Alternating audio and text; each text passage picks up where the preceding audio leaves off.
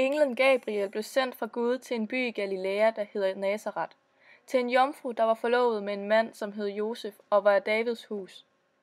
Jomfruens navn var Maria, og englen kom ind til hende og hilste hende med ordene: Herren er med dig, du benådede. Hun blev forfærdet over de ord og spurgte sig selv, hvad denne hilsen skulle betyde. Da sagde englen til hende: Frygt ikke, Maria, for du har fundet noget for Gud. Se, du skal blive med barn og føde en søn, og du skal give ham navnet Jesus.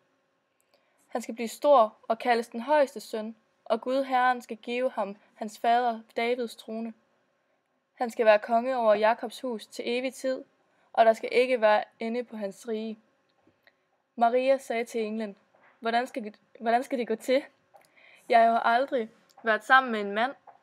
Englen svarede hende: Helligånden skal komme over dig, og den højestes kraft skal overskygge dig. Derfor skal det barn, der bliver født, også kaldes helligt, Guds søn. Også din slægtning, Elisabeth, har undfanget en søn nu i sin alderdom. Hun, og hvem man siger, at hun er ufrugtbar, er i 6. måned. Intet er umuligt for Gud. Da sagde Maria: Se, jeg er Herrens tjenerinde. Lad det ske mig efter dit ord.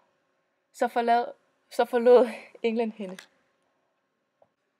Og det skete i de dage, at der udgik en befaling fra kejser Augustus om at holde folketælling i hele verden. Det var den første folketælling, mens Quirinius var statholder i Syrien.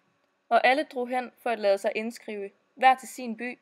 Også Josef drog op fra byen Nazaret i Galilea til Judæa, til Davids by, som hedder Bethlehem, fordi han var af Davids hus og slægt, for at lade sig indskrive sammen med Maria, sin forlovede, som ventede et barn. Og mens de var der, kom tiden, da hun skulle føde, og hun fødte sin søn, den førstefødte, og svøbte ham og lagde ham i en krybbe, for der var ikke plads til dem i herberget. Fortællingen om Jomfru Maria vil have os til at tro, selv på det mest umulige. I denne historie er det jo muligt for Jomfru Maria at få et barn uden mand, bare fordi hun tror stærkt nok på kristendom.